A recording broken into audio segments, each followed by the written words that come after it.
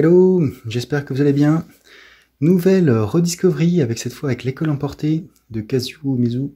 Voilà, en fait, cette œuvre, c'est ce que j'ai acheté Day One à l'époque, sous un format Bunko, qui est un format beaucoup plus petit qu'un manga ordinaire.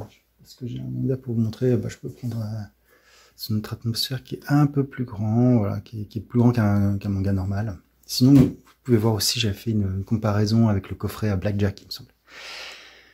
Voilà, donc de quoi ça parle? Alors c'est un manga d'horreur qui est en 6 tomes. Je vous présenterai les couvertures qui sont pas extraordinaires, faut dire ce qui est. Donc qui est beaucoup plus petit, qui a été publié par Glénat, qui date de 2004. Voilà, avec une petite biographie de l'auteur. Non, ça c'est son éditeur. L'auteur est ici. En 1936, et ça c'est sorti dans les années 72.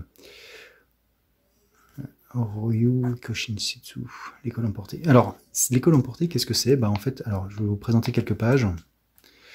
Voilà, donc on suit les aventures d'un jeune garçon, Sho, voilà, qui est ici. Voilà, Sho qui a une vie tout à fait banale au début de l'histoire.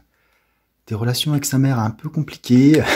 Bon, enfin, quelqu'un d'assez, comment dire, un petit enfant, il a une dizaine d'années, il est en CM2, assez tonique, et qui effectivement ne s'en laisse pas compter. D'ailleurs, voilà, il n'a pas du tout envie de devenir un adulte. Voilà, quand est-ce que tu vas être responsable? Enfin bref, pour un garçon de cet âge-là, je pense qu'on a d'autres préoccupations. Et comment dire, et ce qui va se passer, j'ai pas trop envie de vous spoiler l'histoire, mais bon, il va à l'école après s'être fortement embrouillé avec sa mère, et voilà, il y a un truc qui se passe. Et l'école a disparu. L'école a disparu. À la place de l'école, il y a un trou.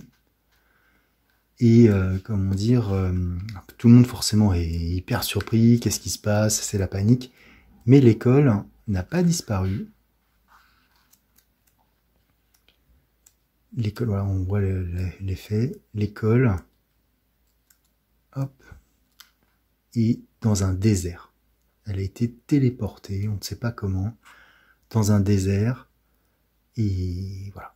Donc et là où là le manga commence vraiment. Alors c'était quand même assez important les premiers chapitres pour voir la psychologie de Sho, mais voilà. Et à ce moment-là, on commence à être vraiment dans l'horreur. Je vais pas vous montrer forcément les planches les plus horrifiques, parce qu'il y a des choses quand même qui sont assez flippantes, mais on peut voir déjà l'expression d'horreur sur la tête des élèves, qui sont tous. Donc c'est une école qui va de la maternelle au CM2, donc une école primaire. Voilà, donc vous imaginez un peu le stress quoi pour ces enfants qui sont téléportés dans ce monde hostile. C'est la panique, enfin bref. Et les professeurs essayent tant bien que mal, voilà, une scène hyper violente envers les enfants, tant bien que mal de comment dire, de faire régner l'ordre, mais très vite ça dégénère. Très vite ça dégénère.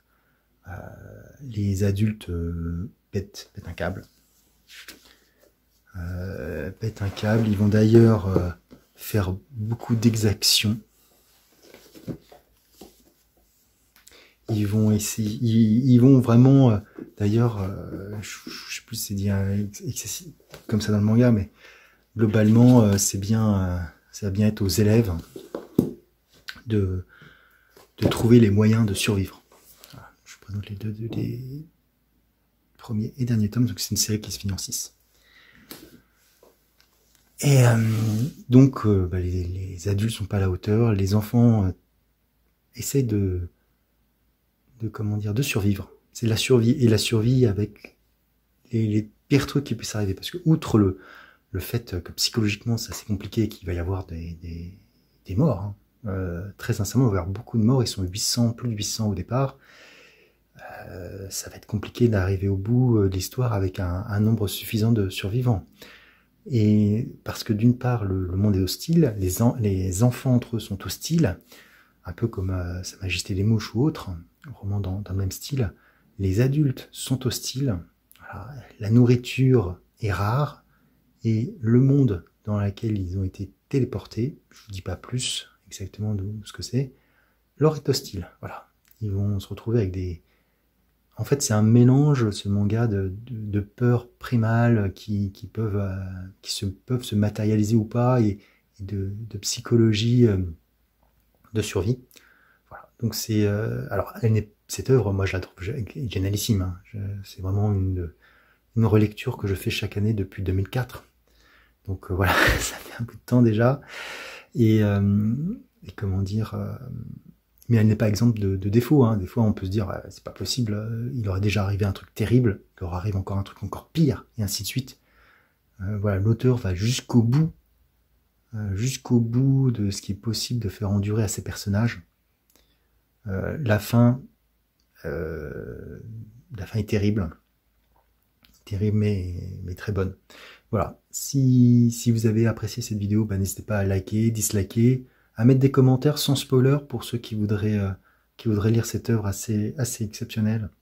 Et puis, voir à vous abonner sur ma chaîne si vous le souhaitez. Sur ce, je vous dis ciao!